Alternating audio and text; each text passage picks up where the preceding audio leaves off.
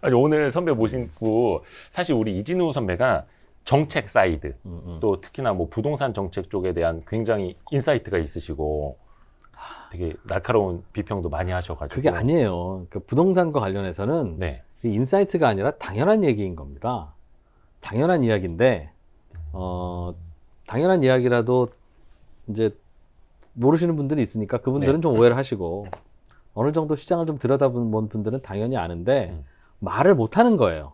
어디에다가요? 대놓고. 음. 특히 이제 여러 입장들이라는 게 있잖아요. 네네. 정치인들이 아닌 한 정부 정책에 대해서 어떤 스탠스에 서야만 된다라고 하는 걸 스스로 포지션을 가지고 있기 때문에 그래서 쉽게 이야기를 못 하거나 할 뿐이지 그게 뭐 어려운 게 뭐가 있겠습니까? 그게 사실은 뭐가 궁금해요? 아니 근데 사실 저는 이제 부동산 쪽을 잘 몰라가지고 부동산부 출입을 좀 해보고 싶었는데 안 보내주더라고요, 부동산부를. 네. 그래서 부동산 쪽으로는 좀 공부를 더 해야 되겠다. 그래서 선배 방송하시는 거 보고도 많이 공부했어요. 손에 잡히는 경제? 아니요, 다른 채널에 나오셔갖고 패널로서 다른 하시는 채널에? 말씀. 선배가 직접 오랫동안 이야기하시는 건 이제 진행자로서라기보다는 출연자로서. 예. 그래서 많은 사람들이 이제 궁금해하는 게 이제 금리 오르지 않습니까? 기준금리 8월에 한 차례 올렸고 뭐 네. 11월에 한 번 더 올릴 것 같다라는 게 또 컨센서스기도 하고, 그러면은 이게 집값이 진정될까? 어떻게 보세요? 집값은 금리와는 무관합니다. 그러니까 관계가 없습니다. 그러니까 있습니다, 없습니다가 무관해요. 왜냐면 네. 생필품이기 때문에 그래요. 의식주. 뭐가 올라가면 옷을 안 살 겁니까? 이대호 기자는. 다만 무슨 얘기냐면 상업용 부동산 같은 경우엔 네네. 금리가 올라가면 은행에 여금하면 되지 왜 이거 사서 월세 받아 하는 그런 구조가 그쵸, 그건 있어서 있겠죠. 금리의 영향을 받아요. 네. 근데 우리나라 주택은 그거 깨진 지 굉장히 오래됐어요. 그래서 집값이 많이 오르던 시절, 지금 오르는 것 정도로 오르던 시절이 한 10년 전에 있었잖아요. 네네. 2007년, 2008년 이때 금리가 얼마였는데요. 뭐 대출 금리가 시중에서 받으면 6%, 7% 이랬을 때였어요. 네. 그때도 비슷한 각도로 올랐죠. 올랐습니다. 물론 그 당시에 집값의 수준과 규모라는 건 지금보다는 조금 적어서 네. 금리가 올랐을 때에 더 내야 하는 이자분도 많지는 않았었는데 네. 그 차이가 좀 있다 하더라도 이 집값이라고 하는 건 또 흐름을 타기 시작하면 네. 실수요자도 달라붙고 수요로 네. 또 투자 수요로도 달라붙고 하는 데 있어서 금리가 그다지 큰 변수가 되지 않아요. 네. 그러니까 그럴 거였으면 높은 금리 때 어떻게 주택값이 오르거나 내리거나 하겠어요. 다만 근데 지금은 그래도 이렇게 낮은 금리여서 많이 오른 게 아니냐. 그러니 금리가 조금 올라가면 불났을 때 기름을 부은 것처럼. 그러면 좀 집값이 안정되지 않겠느냐 하는 거는 영향이 없지는 않겠으나 네. 금리 영향은 매우 미미할 것이다.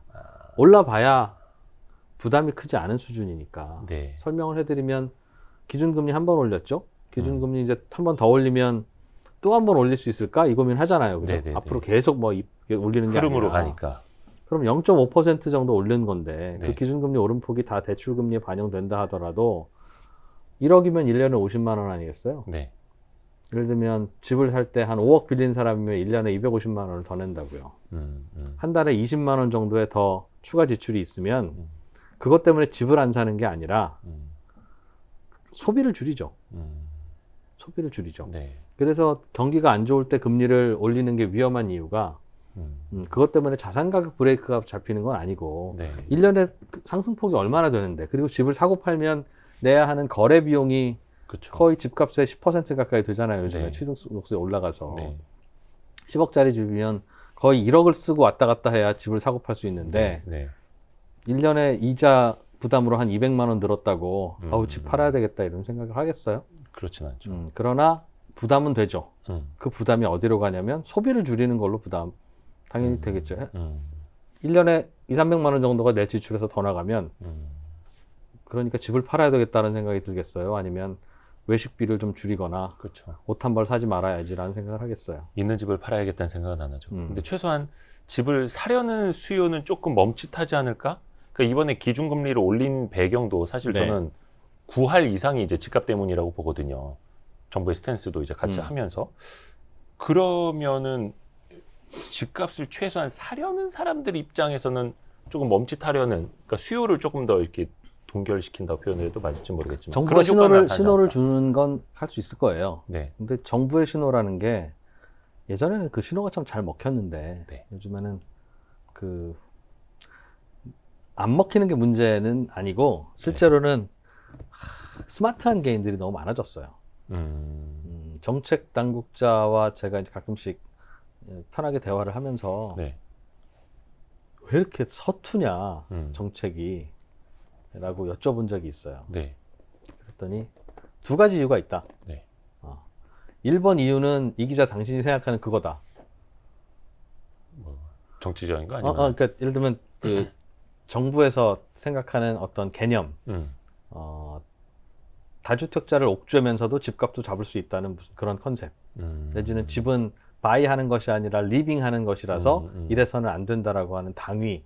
이런 것들이 시장에 들어가서 작동할 수가 없는 원칙들인데 그걸 강요하니 어쩔 수 없다. 우리도 그걸 할 수 있을 것이라고 믿는 정책이 시장을 이길 수 있다고 믿는 뭐 그런 거죠. 네.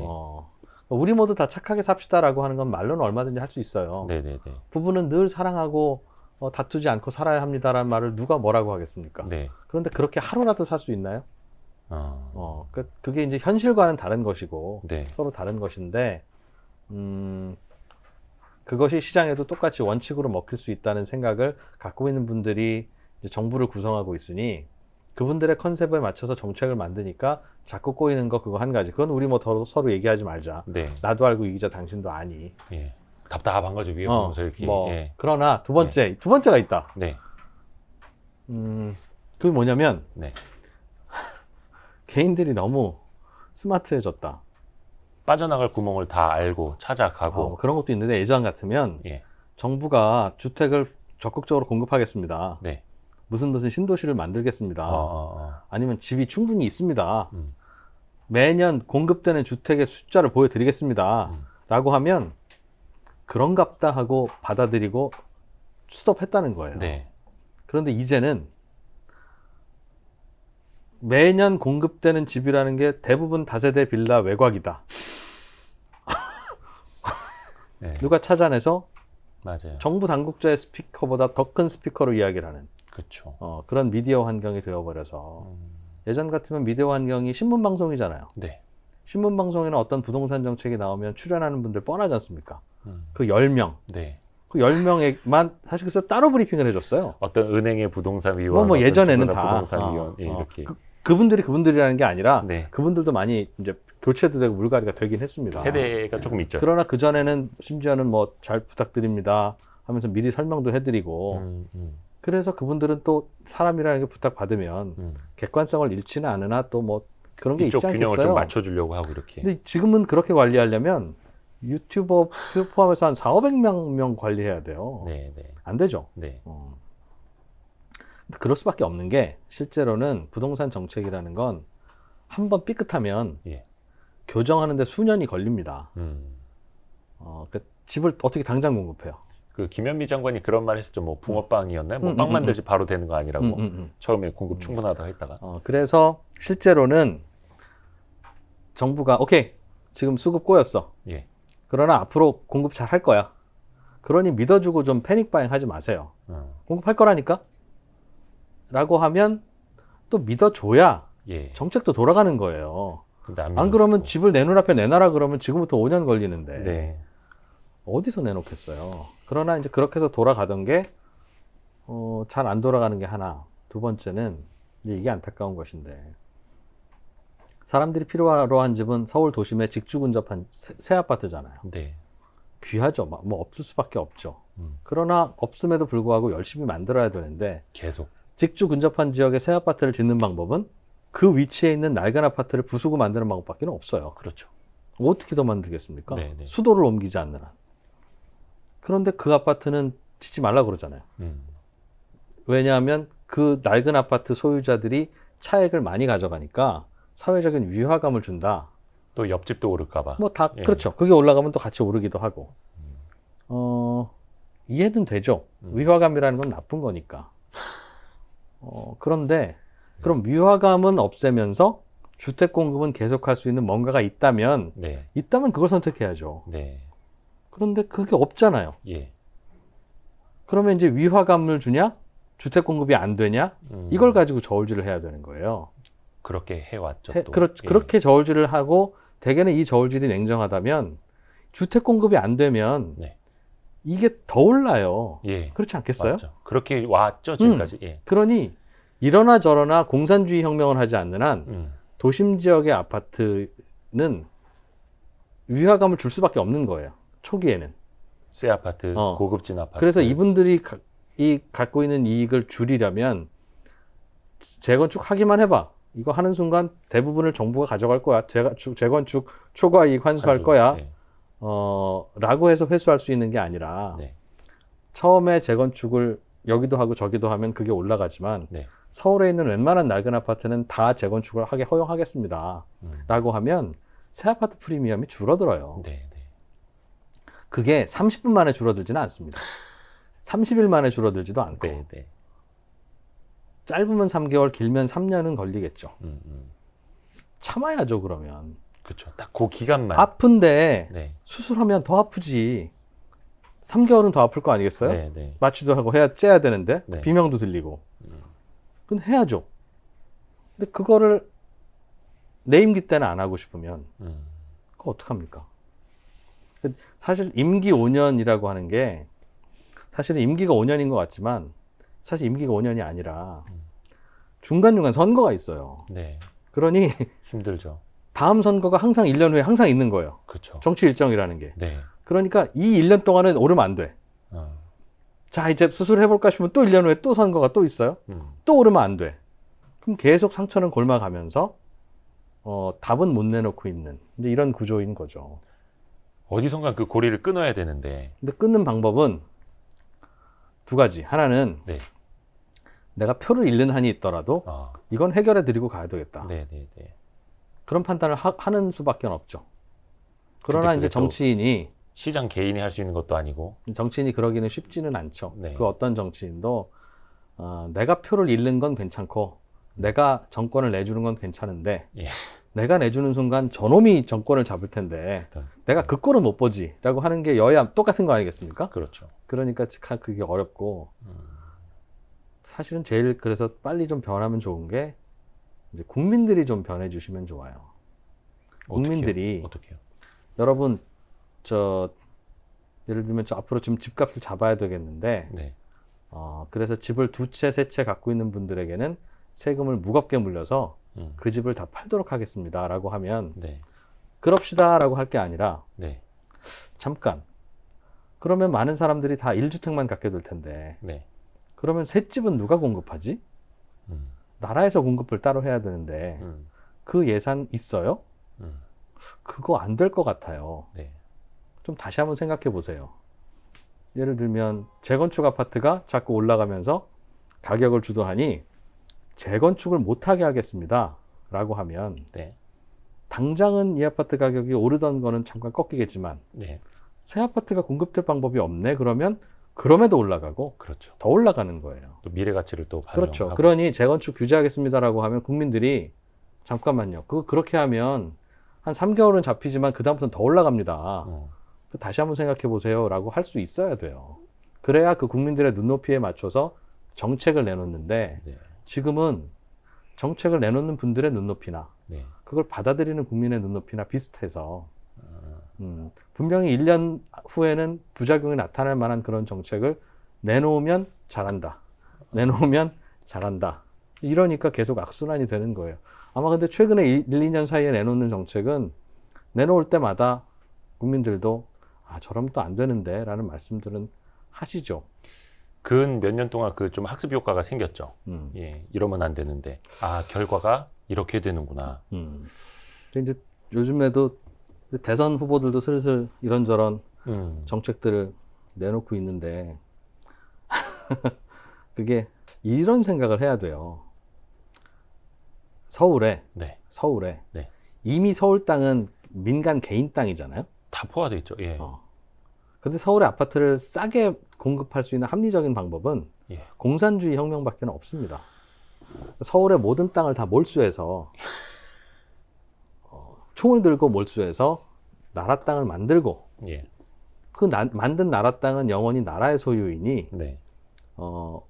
부자에게는 월세 많이 받고 서민에게는 월세 적게 받고 나라에서 분배하겠으며 직장에서 가장 가까운 위치에 주겠다.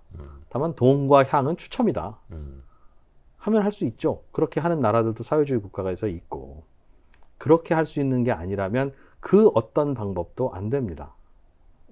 예를 들면 이번에 윤석열 후보라고 불러야 됩니까? 아니면 예비 후보? 예비 후보입니까? 예. 그분께서 내놓은 것도 원가주택?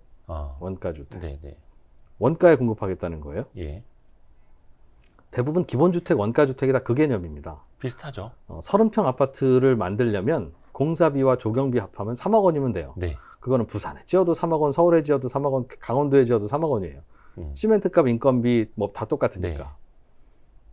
그러니까 3억에 주겠다는 거예요. 그 원가라고 하는 건. 원가가 3억 든다. 네. 원가가 3억 드는 아파트가 왜 20억에 거래가 되냐. 이건 뭔가 투기 세력의 농간이니까 우리는 3억에 줄 수 있다는 거죠. 그 땅이 LH 땅이라면 가능하다. 그렇죠. 나라 땅이면 가능합니다. 예, 많이 들었던 얘기죠. 그래서 나라 땅 어딘가 내지는 나라 예산으로 확보한 어떤 땅에 아파트를 지으면 원가가 3억이니 3억에 드리겠습니다. 라고 하는 아이디어를 자꾸 내는데 네. 그게 원가가 3억이 아니에요. 예를 들면 나라 땅이 있다고 칩시다. 서울 강남 한복판에 나라 땅 100만 평이 있어요. 예를 들면 서울 용산에 공원이 있잖아요, 이제. 네. 미군 철수한 그 지역에 나라 땅이죠. 네. 거기 가서 아파트를 지으면 3억만 들이면 지어지죠. 지죠. 네. 건물만. 그러나 그게 원가가 3억이 아닌 게 예. 그 아파트 그 땅을 민간에 팔면 네. 혹은 제값 받고 팔면 시장가에 팔면 20억에 팔 수 있는데 네. 그걸 3억에 판다는 건 17억을 손해보겠다는 뜻인데 그렇죠. 그 17억을 국민들에게 골고루 뿌리는 거라면 why not? 누군가의 로또가 되죠. 누군가의 로또가 되는 거예요. 네. 그런데 저는 네. 그게 우리나라의 하위층부터 채워나가는 로또라면 그것도 why not? 어려운 분들일수록 많이 주고 네. 그러면서 어려운 분들을 없애기 위해서 이 나라 돈 쓰겠습니다. 한 사람에게 1억 원을 주더라도 네. 가장 어려운 분에게 1억 원을 주어서 그분이 그 다음 어려운 분들과 비슷한 수준으로 올라올 수 있는 1억 원이라면 그게 1억이든 10억이든 100억이든 써도 오케이. 네. 그런데 용산 같은 넓은 땅에 아파트를 지어서 누군가에게 3억에 주면 네. 그 17억의 차익을 받아가는 사람은 대단한 중산층이에요. 그렇지 않습니까? 그럼 나라 돈 17억 원을 그렇게 주는 게 그게 무슨 의미가 있는 정책이냐는 거죠. 그래봐야 대한민국 5천만 국민 중에 몇 안 되는. 마치 원가를 그렇게 계산하면 안 되는 거예요. 그러니까 야, 의사가 무슨 수술 하나 했는데 원가가 뭐가 들어요? 메스에 피 닦을 때 쓰는 이거밖에 안 들잖아. 붕대 이거 뭐 한 30원밖에 원가가 안 들었는데 뭐 이게 그런 계산이지 않습니까? 네네네. 그게 원가가 아닌 이유는 뭐예요? 그분이 거기서 안 하고 다른 데 가서 수술하면 300만 원 받을 수 있는 분이라면 그분의 수술 원가는 300만 원인 거예요. 그러니까 그렇다면 줄 수 있는 방법이 없죠. 아파트를 시세보다 낮게 그러나 공정하고 정의롭게 나라 돈을 헛돈을 쓰는 게 아니면서 줄 수 있는 방법은 그 누가 머리를 짜도 없는 거예요. 그러니까 평균 시세 대비 주변 시세 대비 뭐 80%네 70% 이런 이야기는 나오는데 실제 그 수준의 공급을 해도 또 욕먹더라고요. 최근에 3기 신도시 뭐 사전 분양 이런 거 하다 보니까 몇 년 전에 비해서 주변 집값이 이렇게 올라가다 보니까 똑같이 80%의 분양을 해도 이 가격도 올라가 있는 거죠. 비싸졌죠. 그러니까 이렇게 해도 욕먹고 이렇게 낮게 분양한다고 해도 욕먹고 뭐 근데 정치는 사실은 선택의 행위잖아요. 선택의 행위니까. 네. 그러니까 집값이 올라가는 게 문제지 않습니까? 네. 근데 집값이 올라가는 게 괜찮으냐 하면 괜찮지 않아요. 결론부터 말하면 조금씩 올라가는 건 필요합니다. 조금씩 그렇죠. 더 올라가지 않으면, 네. 즉 은행 이자 정도만 올라가면 사람들은 슬슬 집을 사지 않고 팔죠. 집을 사지 않으면 집이 지어지지 않고 맞아요. 집이 지어지지 않으면 집값이 올라가요. 또 그렇게 돼요. 네. 왜냐하면 집이라고 하는 건 한번 지어놓으면 영원 무궁이 그 상태가 아니라 우리나라 집은 30년밖에 안 가거든요, 아직도. 그것도 감가상각이 되니까요. 그렇죠. 일정으로. 30년만 가면 30년만 지나면 전국의 모든 집이 다 쓸모 없어진다는 뜻이에요. 인식이 지금 그렇죠. 그렇게 되죠. 예. 그렇잖아요. 수명이 30년이라면 콘크리트는 100년 간다고는 하는데 예. 콘크리트 자체는 100년을 예. 가는데 집- 그 안에 또 묻어있는 그렇게 관이나 되죠. 예. 혹은 그 설계 구조나 이런 게 우리 사회가 워낙 빨리 발전하다 보니 다 옛날 게 되는 거예요. 네. 사람도 꼰대가 되잖아요. 그런 꼰대가 된 사람은 써먹을 수가 없지 않습니까? 네. 마찬가지죠.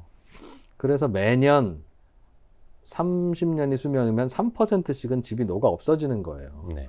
우리가 부동산 정책을 만들 때 간과하지 말아야 될 것은 집이라는 건 매년 3%씩 녹아 없어진다. 그러니 누군가 근데 그게 무슨 청바지도 아니고 네. 집이잖아요. 네. 녹아 없어지면 녹아 없어진 만큼은 반드시 지어야 공급을. 길에서 자는 사람이 없는 거예요. 네. 반드시 지어야. 그런데 그걸 나라에서 3%씩 지을 수는 없잖아요. 네. 그렇게 하려면 하는데 그걸 나라 돈으로 다 짓고 하기가 땅도 없고 예산도 없고 우리 예산이 있다면 더 다른 데 써야 될 게 얼마나 많아요. 그러니 우리나라 상황에서는 매년 전국의 전체 집의 3%는 민간이 자발적으로 지어야 돼요. 네. 민간이 아닌 정부가 지을 수도 없고 예산 문제 때문에 자발적이지 않게 짓는 방법은 없습니다. 머리에 총 두고 너 집 지어 이 새끼야 하면 짓습니까? 민간이 자발적으로 네. 매년 전체 주택의 3%씩은 꼭 지어줘야 똔똔이 되는 거예요. 예. 이건 절대 전제인데 예. 민간이 자발적으로 지으려면 욕심이 생겨야 되는 겁니다. 지으면 돈 벌겠는데 이거? 라는 거 말고 무슨 뭐 건축 성애자가 있어서 난 아파트 지으면 하루 종일 오르가즘을 느껴 이런 사람 있어요? 돈을 벌어야 줄 거 아니겠어요. 네. 예. 그러니까 그 돈을 벌려고 하는 행위, 차익을 얻으려는 행위, 인정해야죠. 그걸 인정하지 않고 세금으로 다 없애고 비난을 하고 부담스럽게 만들고 환수를 하고 몰수를 하면 안 지어요. 네. 맞습니다. 못 짓죠. 예. 그러면 어떻게 되겠어요? 그러면 또 집값이 올라가고. 당연히 올라가죠. 매년 3%씩 녹아 없어진다니까요. 네. 네. 그러니 방금 그 컨셉. 사람들이 욕심을 부리는 게 얄밉고 그들이 돈을 버는 게 불로소득 같고 네. 탐욕인 것 같고 집을 살아야 하는 집을 마이하는 집으로 만드는 게 싫고 밉지만 그들의 탐욕과 그들의 투자 의욕을 꺾으면 네. 누가 집을 짓느냐는 거예요. 그렇죠. 그러면 그 집을 안 지은 결과가 그러면 우리가 이렇게 해서 집을 안 지었으니까 이런 학고방 같은 건물이라도 살아야지 라고 다 자발적으로 그럽니까? 아니 누구라도 나는 낡은 집에서 살지만 우리 아이는 좋고 깨끗한 집에 살게 하기 위해서 이대호 기자도 지금 인천 앞바다에 가서 낚싯대 안 던지고 여기 와서 말도 안 되는 이진우 얘기 지금 1시간째 듣고 있는 거고 저도 덥잖아요 이 조명. 내가 왜 여기 앉아서 이러고 있냐고요. 우리 그렇죠. 돈 벌려고 하는 거죠. 먹고 살려고 하는 거죠. 예, 맞아요. 내가 먹고 살려고 아니라 우리는 우리의 유전자를 남긴 나의 가족들이 나보다는 그래도 좋은 환경에서 자라게 하기 위해서 그래서 더럽고 치사하지만 부장님이 주말에 등산 가져가면 가는 거고 다 그렇잖아요. 네. 그러니까 좋은 집의 수요는 계속 몰리는 겁니다. 그럼 좋은 집을 지어야죠. 그걸 누가 짓는다고요? 욕심 많은 업자들이 짓는다고요. 맞습니다. 욕심 많은 업자들은 누군가에게 팔아먹으려고 짓는 거고. 네. 그럼 누군가가 그걸 사야 되는데 그걸 집은 사는 게 아니라 바이하는 거가 아니라 리빙하는 거라는 그런 서민들이 무주택이었다가 1주택이 간신이 되는 그런 상황에서만 그 집을 사면 네. 그분들은 집값이 안 오르면 안 삽니다. 맞습니다. 그러니까 집값이 오를 때는 지금은 누구라도 집을 살 것 같으니까 자 이제 다 스톱시키고 이분들에게만 집을 공급해도 집의 수요가 계속 있을 것 같죠? 집값이 이렇게 오르는 거 조금만 꺾이면 이분들은 안 사요. 네. 그때도 사게 해야 집이 지어지죠. 그렇죠. 근데 집값이 좀 꺾였는데도 사는 사람이 누구예요? 다주택자들이 사죠. 네. 그래서 수요가 그래도 유지되면서 사는 거예요. 네. 왜냐하면 이분들은 좀 내려도 또 오를 수도 있고 네. 뭐 그럼 놀리면 뭐야 은행에다 갖다 놓으면. 임대 수익을 받고. 그러니까 사는 거죠. 그게 일종의 이제 인간의 본성을 좀 이해를 해야 되고. 그래야 예. 그렇게 해야 집이 계속 공급이 되고 네. 그렇게 집이 공급돼야 4년 후, 5년 후에 집값 급등이 안 나타나는 거예요. 맞습니다. 그런데 지금 당장 내년이 선거, 후년이 선거라는 이유로 당장 집값을 잡는 정책을 쓰면 당장 이야 잡힐 수 있죠. 그러나 그렇게 쌓여가 있는 수급의 불균형이 안 터지겠냐고요. 이게 무슨 양말이나 청바지예요? 하루 안 입고 말게? 그러니 그걸 정치인들이 그래서 내가 좀 표를 잃더라도 솔직하게 우리가 잘못 생각했어요 하면 잘못 생각했다고 얘기하고 다시 좀 공급을 해야 되겠습니다라고 하면 좋은데 국민들도 거기에 대해서는 그래서 너그럽게 좀 생각을 해주셔야 된다. 잘못 생각할 수도 있지. 우리만 집값 오른 거 아니라 미국도 올랐고 그런데 그런데 이제 표와 연결되다 보면 그러니까 집값 잡아야 된다고 하면서도 일단 나부터 집을 좀 사고 또 이런 생각은 누구나 또 할 수 있는 거라서 인간의 본성 이야기했고 뭐 시장이 어떻게 보면 이제 보이지 않는 손일 수도 있는데 사실 그게 우리 아담 스미스 형님이 거의 한 250년 전에 말씀하신 건데 예, 지금에 와서 생각해봐도 그렇죠. 그런데 많은 분들은 또 이제 그렇게도 얘기해요. 그러니까 문재인 정부의 첫 번째는 아니죠. 두 번째 그 국토교통부 장관이었습니까? 김현미 장관님이. 네네네. 그분이 첫 번째였나? 전쟁을 하시느라고 네. 이런저런 정책을 잘못 쓰는 바람에 이렇게 됐다. 공급 충분하다. 네, 공급이 충분하다. 공급이 부족. 근데 공급이 부족한 게 네. 문재인 정부가 뭘 잘못해서 공급이 부족한 거라면 네. 작년, 재작년에 문제가 생기지는 않아요. 왜냐하면 봐요. 네. 아파트 공급이라는 건 부족하더라도 3년 전에 뭘 잘못한 거고요. 공급이 넘치더라도 3년 전, 4년 전에 뭘 많이 지은 거예요. 네네네. 아파트는 그렇죠. 짓는 데는 최소한 건설 기간만 2, 3년 걸리고 그렇죠. 예. 그 이전부터니까 네. 갑자기 아파트가 너무 많아. 이거는 최소한 4, 5년 전에 뭘 많이 지어서 그런 거고. 네. 아파트가 갑자기 없어. 이거는 4, 5년 전에 뭘 잘못한 거라고요. 네. 이제 문재인 정부는 4년 됐으니까 지금 없네 그러면 문재인 정부 1년 차 때 뭘 잘못한 거긴 하죠. 그렇죠. 그럼 작년, 재작년에도 없었는데 왜 없었냐 이거는. 그거는 문재인 정부 때 안 지어서가 아니라 사실은 그 이전부터 안 지어서 그래요. 아파트를.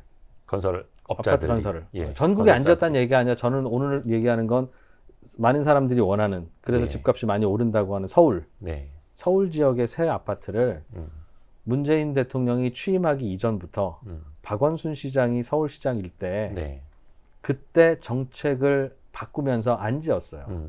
박원순 시장이 되기 전에 정책은 낡은 주택 다 밀고 아파트 지을 때 지어봐야 선호동 올라가니 네. 3개, 4개 이렇게 짓지 말고 밀려면 다 한꺼번에 쭉 밀어서 아파트 단지로 올려. 네. 대단지 만들어 라고 하는 게 뉴타운이었잖아요. 예. 그걸 하다가 박원순 시장이 바뀐 다음에 이제 주택 공급에 대한 컨셉을 바꾼 거예요. 그분은 낡은 주택, 낮은 주택들이라도 잘 고쳐서 정감 있게 사는 게 사람 사는 거지.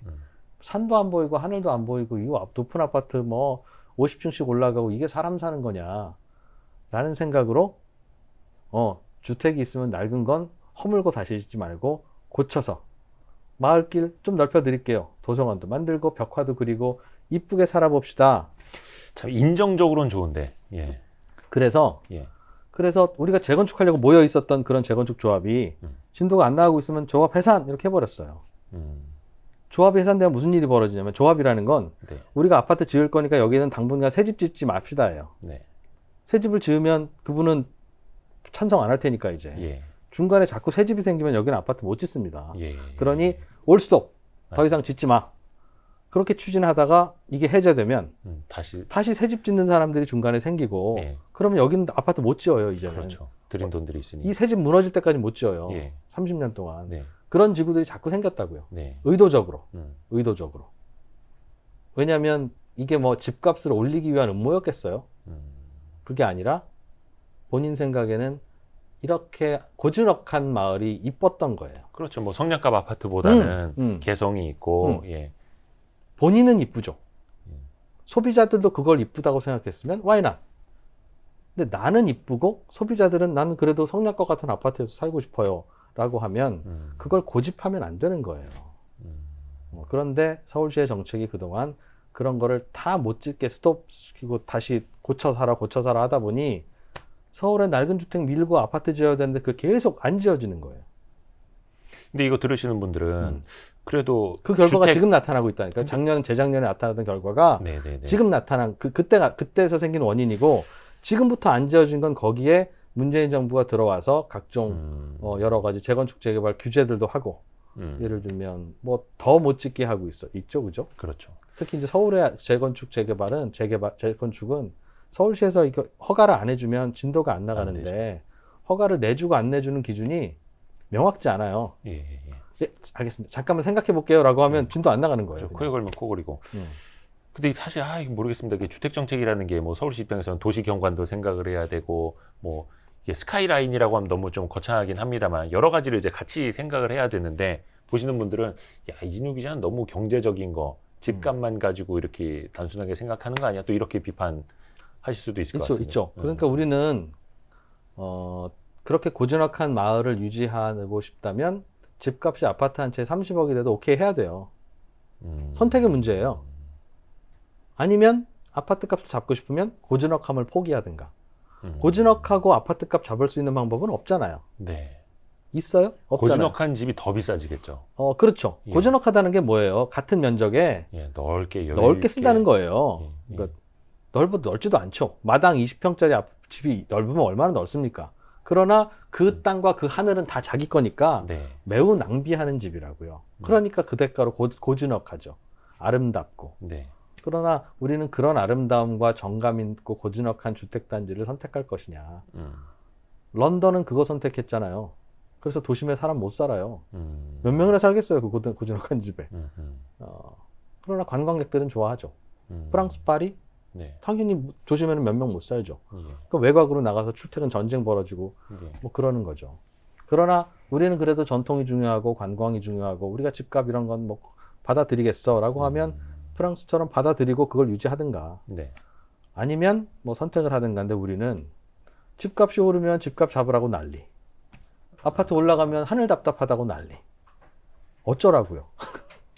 어쩌라고요? 그러니까 국민들도 선택해야 되는 거예요. 네. 하늘이 답답하게 지으면 집값은 안정되겠구나. 네. 그러나 고즈넉한 건 포기해야 되겠구나. 네. 라고 생각하고 의견을 일치시켜야지. 네.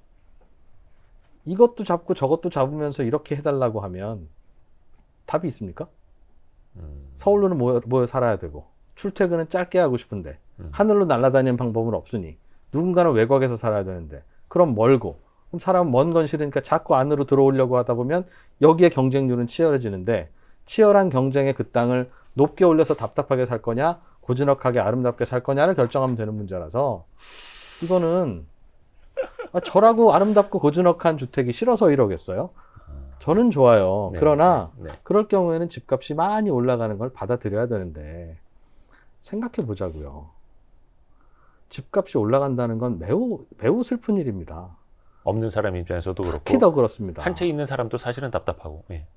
당연히 그런 거죠. 한 채가 있는 유주택자도 네. 다음 집으로 업그레이드 하고 싶을 거 아니겠어요. 그렇죠. 그게 안 되죠. 그런데 집값이 오르면 그 업그레이드 안에 들어가는 비용이 더 들어요. 많아지죠. 그러니 상대적으로야 덜 고통스럽겠으나 다 고통이라고요. 집값이 올라가는 건 그래서 나쁜 일이에요. 여기에 대해서는 이견이 없어야 돼요. 예. 집값이 올라가는 것은 나쁜 일이지만 네. 누군가가 올리는 건 아니라고요. 예. 우리 사회 전체가 어떤 식으로든 선택한 결과가 나타나는 것이라고요. 네. 그럴 때 범인을 잡아라. 그러니까 어. 범인이 어디 있어요? 다 같이 선택한 건데. 그러니 이제 우리가 선택을 해야 되는데 다만 박원순 전 시장님은 이 도시재생, 고즈넉한 마을, 아름다운 마을, 살기 좋은 마을, 하늘이 넓게 보이고 우리 뛰어노는 아이들의 감성을 풍부하게 만들 수 있는 이런 마을을 만듭시다 라고까지만 말했지. 네. 다만 그런 마을이 만들어지면 강남은 30억, 강북은 20억, 아파트 값은 계속 치솟을 겁니다. 여러분 감당하셔야 됩니다. 라는 말까지는 안 한 거죠. 아마 본인도 몰랐을 거예요. 그러니 어떤 걸 선택할 때 특히 이제 주택 정책은 그 파급 효과에 대해서 정말 잘 생각해야 됩니다. 정말. 그러니까 고차원적 사고가 굉장히 필요한 정책이기는 한데 일단 앞에 보이는 것만 놓고 판단을 하다 보니까 뭐 이소부안가 어디 나오는 것처럼 코트 입은 사람 코트 벗기려고 바람하고 햇님이 경쟁하잖아요. 그런 거예요. 그러니까 예. 우리는 그런 이미 그렇게 올라간 집이니까 참 답이 없습니다. 이거 서서히라도 떨어뜨려야 되는데 서서히 이렇게 떨어뜨리기 시작하잖아요. 그럼 누가 집을 짓습니까? 아무도 집을 안 사는데 그럼 다시 반등할 거라고요. 그래서 이미 올라간 집값은 급격히 떨어지지 않으면 이게 고정돼요. 자칫하면. 그래서 요즘 올라가는 게 참 그래서 빨리 뭔가 신호를 보내줘야 되는데 정부가 어떤 신호요? 사람들이 필요로 하는 건 예. 서울 외곽에 GTX를 만들어서 아, 출퇴근 시간 타고 내리는 데까지 30분이면 옵니다지만 아니 우리 집이 GTX 역사 4층입니까? GTX 역사까지 와야 되잖아요. GTX가도 한 30-40분 걸리고 그리고 1시간 출퇴근 걸리고. 시간에 GTX는 내 자리 기다리고 있습니까? 지옥이죠 또. 그럼 몇 차 보내고 또 내가 타야 될 거 아니겠어요. 그 먼 출퇴근 거리를 맞벌이 부부가 우리나라가 뭐 오후 4시에 퇴근시켜줍니까? 7시에 퇴근하려고 해도 눈치 보이는 나라라면 집에 도착하면 9시간 넘는 그런 가정생활을 아이를 어떻게 기르냐고요. 그러니 좁아도 출퇴근 거리 짧은 곳에서 왔다 갔다 하려고 하는 건데 네. 그거를 외곽에다 자꾸 지어주려고 하면 지어준다고는 하고 서울 안에 있는 아파트를 공급할 수 있는 방법은 낡은 아파트 부수고 다시 짓는 것밖에 없는데 그거는 그 원래 낡은 아파트 갖고 있던 분들이 부자 된다는 이유로 자꾸 규제하니까 그러니 보니까 공급될 가능성은 만무하고 그럼 정부가 좀 바뀌면 되려나 보니까 대선 지지율은 집 사야 되겠다. 아니, 이게 그런 생각하는 거 아니겠어요? 국토 균형 발전도 해야 되고 뭐 여러 가지를 이제 같이 선택을 하려다 보니까 그런 이제 최악의 결과가 나오는 건데 어떤 분이 그런 이야기 하더라고요. 최근에 이제 유행하는 짤 중에 뭐 대기업 직원들과의 대화 뭐 이런 게 있더라고요. 판교 집을 살까요? 한 10년 전에? 판교에다 집을 왜 사냐? 거기까지 왜 가냐? 그러다 점점 내려와서 광교에 집을 살까요? 광교에 집을 왜 사냐? 그래서 지금 그게 점점 내려와 거의 오산 평택까지 가 있다는 거예요. 거기다 이제 GTX 뚫는 거 아니냐? 뭐 이렇게 하고 있고 야 이러다가 이거 저기 부산 너무 많이 가나? 국토균형발전과 이제 GTX라는 명목으로 답답합니다. 뭐 그렇죠. 서울 안에도 지을 만한 땅들이 꽤 있는데 네. 지금도 다 거기에서 집 갖고 있는 분들이 혜택을 볼까봐. 네. 그리고 혜택을 볼 것 같으면 그 집들을 막 살 거 아니겠어요. 네네네. 집값이 오른다고요. 즉 그러니 일시적으로라도. 지금부터 집값을 잡는 정책을 쓰면 한 2, 3년은 계속 오릅니다. 그 어떤 정책을 써도. 그러니까 예를 들면 이 정책을 쓰는 순간 다음 달에 집값이 잡히잖아요. 그럼 여러분 이 정책은 잘못된 정책이라고 생각하셔야 돼요. 그 어떤 정책이라도. 반드시 그 부작용이 2, 3년 후에 옵니다. 그런데 정부가 이거 집값 잡는 정책입니다라고 내놨는데 네. 예를 들면 그런 거예요. 예를 들면 재건축, 재개발 이런 것들을 활성화시켜서 네. 다 지어 올릴 수 있게 해드리겠습니다. 네네네. 라고 하면 올라요. 왜 오르냐면 예. 여기에 집을 지으면 20억짜리 아파트가 될 수 있는 이 낡은 집이 네. 지금 얼마에 거래돼요? 10억에 거래된다고요. 네. 집 짓기만 하면 20억까지가 되는 집이 왜 10억에 거래되겠어요? 사람들이 바보입니까? 3억만 더 들이면 20억짜리 아파트가 되는 이 집은 네. 17억에 거래돼야죠. 네네네. 그렇죠. 네. 근데 왜 10억에 거래되냐고요? 그런 집이 있나요? 대부분 재건축 대상 아파트들이 그렇게 거래돼요. 아직 먼. 예. 아직 멀기도 멀어서 그 남은 기간의 이자율에 대한 할인율이 적용되기도 하지만 예. 언제 지어질지 하세월이고 모른다. 불확실성이 있고. 여의도 시범 아파트는 50년 지났는데도 안 해줘. 재건축 못하게 하는 거 봐라. 이게 뭐 되겠니라고 해서 그 디스카운트가 반영이 된 거예요. 예. 그래서 싸게 거래된다고요. 네. 그런데 이걸 허용해주면 요 디스카운트는 금방 회복되겠죠. 그러니까 필요 이상으로 오르는 게 아니라 정상화되는 거예요. 정상화되는 거예요. 네. 새로 지으면 20억이 되는 아파트는 17억에 거래되는 게 맞는데 지금은 이렇게 저렇게 재건축을 규제하고 안 되고 하는 거가 자꾸 반영이 돼서 13억, 12억, 11억에 거래되는 거 있다고요. 그런데 여기를 재건축을 활성화시키면 집값이 오른다, 오르죠. 억지로 눌러놓은 거니까. 네. 다 금방 17억이 되겠죠. 네. 그러나 그렇게 다 17억이 되고 17억을 만들어 놓고 나면 주변 아파트가 20억이 되느냐? 아니에요. 18억, 17억 내려갑니다. 왜? 새 아파트가 앞으로 많이 지어질 건데 네. 네. 지금 서울 한강변에 반포에는 뭐 아크로 무슨 거기가 네. 33평짜리 아파트가 지금 35억, 40억 한다고요. 그렇죠. 평당 1억 넘어선 지 꽤 됐죠, 벌써. 미친 거 아니에요? 제가 보기엔 미친 가격들 그 말고도 많죠. 손목시계 하나가 예, 예. 뭐 4천만 원씩이래요. 미친 거 아니에요? 네, 근데 왜 그 가격에 거래돼요? 희소하니까. 예. 한강이 내려 보이는 새 아파트는 희소하니까 우리나라에서 돈 많은 상위권이 하나씩 하다 보니 충분히 그 돈 내는 거예요. 네. 그분들이 이 아파트 저 아파트 다 나눠서 여기도 한강 보이고 저기도 한강 보이고 저기도 높고 좋으면 다 나눠 갈 거 아니겠습니까? 네, 네, 네. 그러면 그 값은 떨어지기 마련이에요. 그렇게 해서 집값이 안정되는 것인데 10억짜리 하던 아파트가 재건축 허용해주는 순간 17억이 된다고 그래서 야, 봐, 집값 오르잖아. 저런 정책을 쓰면 안 돼. 라고 하니 계속 누르고 계속 누르면 서울에 집이 지어지나요? 그러니 아크로 뭐시기는 50억 가고 60억 가고 하는 거죠. 그럼 아크로가 60억 가면 다른 아파트들은 가만히 있을까요? 다 억지로 올라가는 거예요. 네. 그래도 집을 안 지으면. 근데 이게 저만 생각할 수 있는 게 아니라 네. 가만히 들여다보면 당연히 그럴 것 같잖아요. 예. 근데 결국은 이제 보이고 한 2차원, 3차원적으로 생각을 해보면은 원인도 파악이 가능하고 어떻게 해야 되는지도 시장 원리에 따라서 나올 수는 있는데 결국은 선택이 상당히 힘든 문제고 이런 건 좀 캠프 가셔서 많이 말씀을 하셔야겠네요. 그 캠프라는 것도요. 네. 기본적으로 저는 생활비가 필요한 사람이라 캠프 가면 생활비를 안 준대요.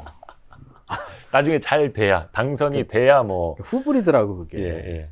당선이 돼 어디 저도 뭐 알아봤다는 뜻이죠, 일자리가. 그죠? 아 진짜로? 알아봤잖아. 그러니까 캠프 생활비 안 준다는 거 어떻게 알겠어요? 콜을 좀 받으셨구나. 아니, 콜이 아니라 네. 안 주더라고요. 어, 캠프도 문제야 그러니까. 왜? 네네네. 생활비를 안 주면 네. 중요한 문제입니다. 생활비를 안 주면 생활비가 없는 사람만 캠프에 갈 수, 생활비가 필요 없는 사람만 캠프에 갈 수 있어요. 캠프에 가는 사람들 중에 생활비 필요 없는 사람이면 그 생활비를 어디서 쏟아라겠습니까? 금수저 아니면 네. 뒷돈 받을 다른 구석이 있는 사람들 아니면 네. 뭐 성공해서 이미 은퇴한 사람들만 가지 않겠어요. 네. 네. 네. 그들의 시각으로 정치를 하면 아. 뭐가 되겠습니까? 캠프 월급 좀 주세요. 저 같은 사람도 가서 일할 수 있게. 아니 지금 애가 막 고등학생이 그러는데 월급을 안 주면 어떻게 캠프 가서 일합니까? Anyway. 거기 가시려면은 그 공영방송 진행은 다 못 하시는 거잖아요. 아니 저는 돈 많이 주는데 갑니다. 그게 뭐라고 그게. 손을 안 주더라 그러니까. 맞아요. 우리 이진우 선배가 이제 어디 캠프 들어가시고 그래야지 그 자리가 비고 그런 일자리가 막 이제 저 같은 사람한테도 기회가 오고 이렇게 선순환이 되는 게 아파트에서도 나타나는 거고 그렇죠. 그거 되게 중요한 지적인데요. 네, 시간 있어요? 네 맞습니다. 아파트를 그래서 지을 때 네, 정부가 네, 정부는 그래서 어떻게 하느냐? 서민용 아파트를 지으려고 해요. 시세보다 싸게. 네. 그게 또 그래서 로또가 되고. 또 로또가 되고. 그런데 정부는 또 그런 아파트를 마음대로 많이 못 지어요. 네. 왜? 시세보다 싸게 지으니까 못 지어요. 왜냐면 지을 때마다 손해봐야 되는 거예요. 그렇죠. 정부 입장에서는. 네. 그러나 정부가 비싸게 팔면 욕먹죠. 국민들 대상으로 장사하느냐고. 네. 그러니까 우리의 생각을 바꿔야 된다고요. 정부가 국민을 대상으로 장사하는 거에 대해서도 오케이. 무슨 얘기냐면 정부가 아파트를 많이 공급하되 아파트를 비싸게 네. 많이 네. 공급하라고요. 예를 들면 한강시민공원을 나라 땅이잖아요. 예. 다 밀어. 악플 달리겠는데? 그리고 나서 한강을 좀 메워서 그 앞에 시민공원 또 만들면 되잖아요. 지금 이 한강의 모양이 백제시대 때부터 내려온 한강이 아닙니다. 여러분. 매년 치수 사업하면서 바뀐 거예요. 그렇죠. 예. 꽤 넓혀놨어요, 지금. 네, 네. 그래서 강남에서 강북에 있는 건 저게 손 흔드는 게 고릴라인지 사람인지 안 보이잖아요. 네, 네, 네. 그 메워도 된다고요. 정말 뚝방 잘 쌓고 네, 네. 그 만들면 한강시민공원 앞에다 만들 수 있어. 네. 그럼 지금의 한강시민공원은 네. 나라 땅이잖아요. 네. 아파트 지으세요. 초고층으로. 어. 비싸게 받을 수 있을 거 아니겠어요? 예. 한 채당 50억씩 받아도 될 거 아니에요, 지금 시세면. 네. 그럼 정부가 돈이 많아지죠? 예.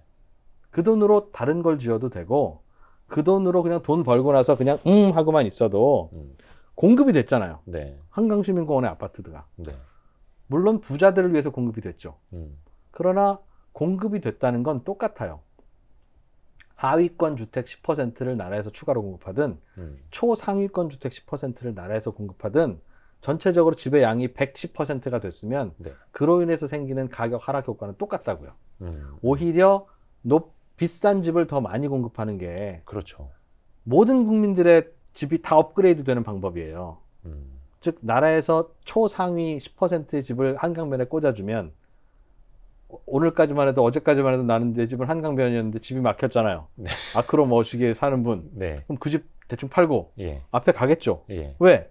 나의 아이들은 매일 한강을 보여주고 싶거든. 네. 그리고 나는 그런 돈이 충분히 있거든. 그럼 30억짜리가 이제 50억 집으로 이제 이해가 갈아타야 하는 되고. 거예요. 예. 예. 그럼 그 30억 집은 무너뜨리느냐? 아니요. 20억에 살던 분이 가고. 지금 생각해 보면 이대호 기자가 사는 집이나 제가 사는 집이나 네. 생각해 보시면 10년 전, 20년 전에는 저보다 훨씬 부자였던 분이 살던 그 집에 지금 내가 살고 있는 거예요. 그렇죠. 그분은 어디 갔어요? 그분은 음. 더 좋은 집 찾아갔다고요. 네. 더 좋은 집이 지어지지 않았다면 그분은 내가 살고 있는 그 집에 아직 살고 있겠죠. 네. 그럼 나는 어디 살겠어요? 더 안 좋은 집. 더 안 좋은 집에 살고 있겠죠. 음. 그러니 잘 사는 분들한테 자꾸 좋은 집 지어줘야 된다고요. 심지어 그거는 나라에서 팔아먹어도 된다고요. 공짜로 주지는 않을 거 아니겠어요. 그러면 몇 채를 나라에서 지을 수 있어요? 땅만 있으면 무조건 지을 수 있지. 왜? 한 채 지을 때마다 이익이 남는데 네. 100만 채는 왜 못 짓겠어요? 음. 서민주택은 왜 못 짓느냐? 한 채 지을 때마다 몇 억씩 손해니까. 까지니까요. 예. 그 말씀을 지금 이제 이진우 기자 뭐라고 불러야 됩니까? 전직 기자. 전직 기자? 지금도 기자 아니세요? 언론인? 뭐 하여튼간 우리 2% 이진우 선배의 이야기를 이제 약간 안 좋게 들으시는 분들도 분명 계실 거예요. 근데 이제 생각해보면 그렇더라고요. 저도 어릴 적에 두꺼봐 헌집 줄게 새집 다오. 어릴 적에 그 노래 안 불러본 사람은 없잖아요. 근데 그 안에 인간의 본성이 저는 담겨 있다고 보거든요. 그렇죠?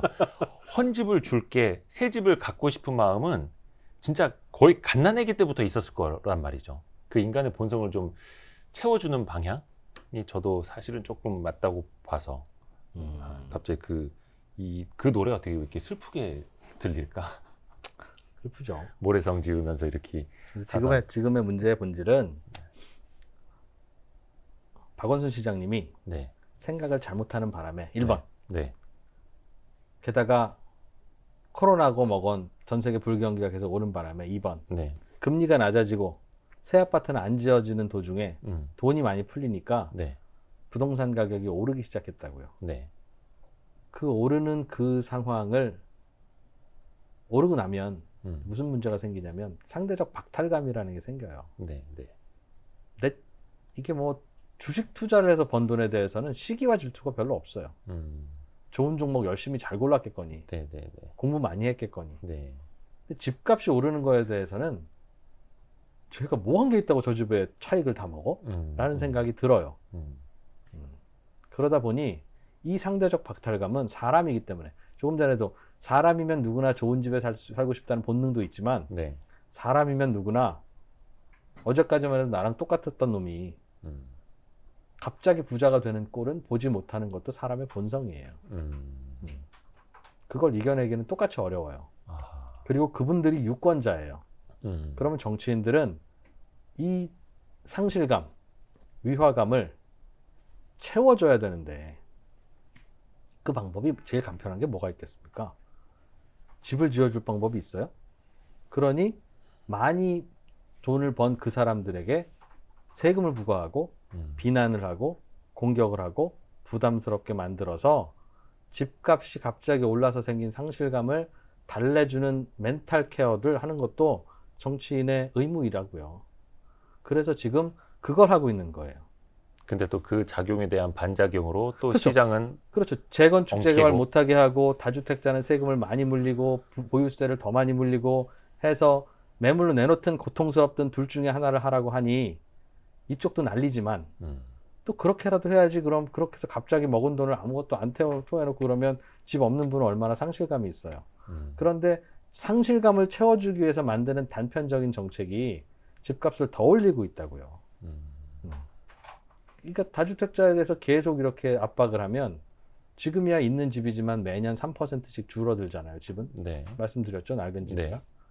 근데 집을 누가 사겠어요, 지금? 자기가 살 집은 사겠죠, 무주택자들. 네, 네, 네. 근데 새 집은 어디서 만드냐고요, 새 집을. 뭐 그런 문제들 때문에. 네.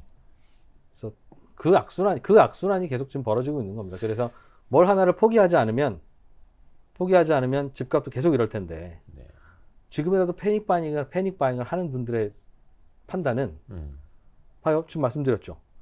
상처 입은 분들의 가슴 아픈 것을 달래주려는 정치인들의 액션. 네. 그것은 집값이 올라서 돈 번 분들을 탄압하고 부담스럽게 하고 괴롭히는 것인데, 네. 그걸 멈춰야 다시 선순환이 돌아가서 집이 공급되고 집값이 안정화되는 방법밖에 없는데, 과연 그럼 이걸 포기할까? 어렵죠. 어렵죠. 예. 그 뭐 운 좋아서 부자 된 건데 그냥 봐줍시다 라고 할 수 있을까요? 엄청난 용기가 필요하겠네요. 그렇겠죠. 그런 용기 있는 정치인이 나올까요? 안 나온다는데 베팅을 한다면 지금 집을 사는 거예요. 그런 정치인이 안 보이던데요? 모르겠어요. 그거는 뭐 또 처음에 선거 전에 하는 얘기와 예. 집권하고 하는 얘기는 다를 수도 있는데. 맞습니다. 그래서 요게 약간 저희 주 시청자층이 이제 주식 투자하시는 분들 많아서 그렇긴 한데, 아마 주식 투자하시는 분들은 이런 시장 경제, 자본주의를 이해하니까 아마 주식 투자 하시겠죠. 주식 투자 하시면서 반시장 경제, 누구에 대한 뭐 이렇게 보복적인 막 징벌적인 이런 거 생각하시는 분들은 약간 좀 악순환으로 가는 게 있더라고요. 억하 심리만 많고. 근데 진짜 투자로 돈을 많이 버신 분들은 그 시장을 이해하고 인간의 본성을 이해하는 약간 그런 데서 조금 선순환이 생기기는 하던데, 그래서 어떤 취지로 오늘 말씀해 주셨는지 아마 보시는 분들도 잘 이해를 할 수 있을 것 같고요. 조금 우리가 용기가 필요하고, 뭐 대선 주자도 이게 왜냐면 지금 대선을 앞둔 상황이라 엄청 중요하잖아요. 특히 주택 정책이. 근데 주택 정책은요, 여든 야든 네. 이번에 윤석열 이분이 오른쪽 아닌가요? 오른쪽이죠? 그렇죠. 네. 오른쪽의 대표 주자잖아요. 네. 그분이 내놓은 원가 주택도 아, 말이 안 된다니까요. 그게. 아, 근데 그거는 말이 될 수가 없는 물리 법칙이에요. 네. 사람이 살고 싶은 땅은 비싸기 마련인데 비싼 땅을 어떻게 싸게 주냐고요, 정부가. 제가 대통령이 되면요, 진짜 반의 반값 주택을 한 500만 호 공급하겠습니다. 증세도 안 하고 500만 호 공급하겠습니다. 이제 국민들이 똑똑해지고 있습니다. 그래, 예. 그래야겠죠. 예. 3프로 TV랑 Y스트릿이 또 역할을 해야죠. 예. 아, 민망해라. 저희는 구멍가게이긴 합니다만. 같이 일하자니까 그래서. 오늘 예. 월급 드릴게요. 감사합니다. 오늘 뭐라고 불러야 되나? MBC 손에 잡히는 경제 진행자이자 3프로 TV의 대주주이자, 대주주는 아니지. 대표이사. 대표이사. 이자. 예. 뭐 공동 대주주이자 대표이사. 근로자이자. 이자 근로자. 예. 비정규직 방송인이자. 오늘 2프로 이진우 프로? 뭐라 해야 돼? 이대호 기자는 요즘 뭐라고 불립니까? 저는 그냥 어디 가도 이 기자, 예, 기자 찌끄레기. 그렇죠. 예. 저 대개는 그렇게 부르고요. 네, 그러다 네. 또 이제 이 대표라고 부르기도 하고. 3프로 TV 저기 이브로드캐스팅의 이진우 대표와 함께했습니다. 진짜 바쁘신데 시간 많이 주셔서 아닙니다. 감사합니다. 예. 네. 많이 좀 고맙습니다. 나와주시고요. 네네. 예. 네. 아유, 저희 프로에도 좀 나와주시고. 예, 뭐 이렇게 청소 잡일이라도 필요하시면은 네. 불러주십시오. 제가 달려가겠습니다. 가능하면 사무실도 같이 쓰시고. PD님, 예. 여기서 얼마 받으시는지 몰라도 뭐 월급이 중요한 건 물론 아닌 건 압니다. 그러나 저희와 같이 일하시죠. 저 우PD님 저기 가서 케이블 좀 빌려와. 3프로 TV 가서 HDMI 케이블 좀 빌려와. 뭐 맨날 케이블 접속 안 되고 네, 뭐 네. 이런 거 예. 쉽게 안 고쳐집니다. 이건 네. 대표이사 마인드거든요. 예. 뭐 대충 휘인 거 다시 구부려서 써라 뭐 이런 건 안 고쳐집니다. 피곤하게 일하지 예. 마시고. 옛날에 저희랑 엄마가 같이. 저기 쌀 떨어졌다고 옆집 가서 쌀 빌려오라고 했던 것처럼, 예, 저희하고 케이블 같이 일하시죠. 빌리러 가시죠. 예. 선배 고맙습니다. 감사합니다. 고맙습니다. 고생하셨습니다. 네.